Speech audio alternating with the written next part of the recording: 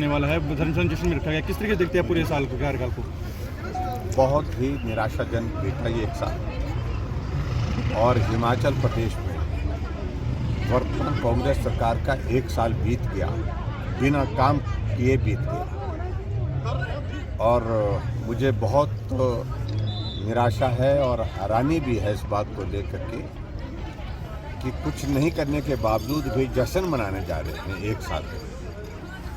जहां हिमाचल प्रदेश में इस बार त्रासदी के कारण 500 से ज़्यादा लोगों की ज़िंदगी चले गई और सरकार जश्न मना रही है। जहां हिमाचल प्रदेश में हज़ारों लोग इस त्रासदी के कारण बेघर हो गए, लेकिन सरकार इस त्रासदी में भी जश्न मनाने जा रही है। जहां हिमाचल प्रदेश में आज तक के जितने भी ऋण लेने के सारे रिकॉर्ड तोड़ दिए, 12,000 करोड़ रुपए 12 महीने में ले लिए, यानी कि एक साल में ले लिए।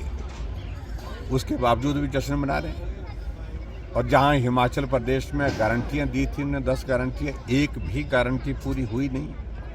बेरोजगारों को कहा था कि 5 लाख नौकरियां देंगे, कैबिनेट की पहली बैठक में 1 लाख नौकरियां निकाली जाएंगी। एक साल बीत गया, एक भी नौजवान को नौकरी मिली नहीं। उल्टे 10,000 से ज़्यादा हमारे आउटसोर्स में लगे हुए कर्मचारियों को नौकरियों से निकाल दिया। 7 महीने से उनकी तनख्वाह नहीं मिली। डीजल की कीमतें 2 बार बढ़ा दी, 7 रुपये प्रति लीटर के हिसाब से एक साल में बढ़ गई। सीमेंट की कीमत एक बैग पर 30 रुपये जो है वो इंक्रीज हो गई। ऐसे में सारी जगह पूरे प्रदेश में अगर हम देखें तो सारे काम रुके पड़े हुए हैं। 1,500 संस्थान जो चले हुए थे हिमाचल प्रदेश में वो बंद कर दिए गए, लेकिन फिर भी सरकार जश्न मना रही है। मुझे समझ में नहीं आ रही है कि सरकार के कौन सलाहकार हैं कि ऐसे हालात में जश्न मनाने की बात क्या सोच रहे हैं। और ऐसे में मुझे सिर्फ इतना ही कहना है कि हमारी पार्टी ने तय किया है कि हम विरोध दिवस मनाएंगे। और एक साल बहुत अत्यंत निराशा के दौर में गुजरा है पूरे प्रदेशवासियों का। और जो गारंटियाँ दी थी, झूठी गारंटियाँ दी थी, और उन गारंटियों में से एक गारंटी भी पूरी नहीं की गई। उन गारंटियों को लोगों तक ले जा कर के लोगों के बीच में हम जन जागरण अभियान भी चलाएंगे, लोगों के बीच में बात कहेंगे। और सचमुच में एक साल अत्यंत निराशाजनक रहा है और हिमाचल 10 वर्ष पीछे चला है। उन्होंने कुछ किया ही नहीं, उन्होंने सिर्फ राजनीतिक रोटियां सेकी।